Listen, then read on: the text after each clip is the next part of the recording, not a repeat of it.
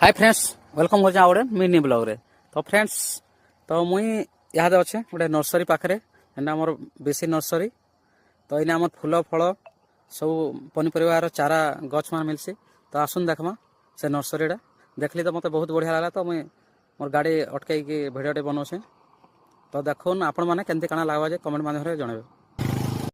तो देखुन फ्रेंड्स देखिपे आमर बेसी नर्सरी भाईंकर नर्सरी केते सुंदर लगुचे। तो देखो ये मेन गेटा मत तो फ्रेंड्स बहुत बढ़िया लगला। आपन केमती काना जे कहून। तो देखुन फ्रेंड्स केमती काना अच्छे नर्सरी ये आपण मान को कमेंट करी कहबे। मत तो माने फ्रेंड्स बहुत बढ़िया लगला।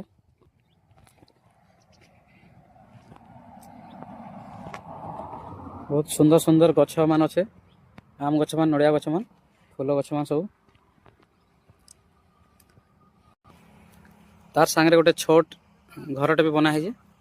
तो देखो जेनटा कि बहुत सुंदर लगुचे।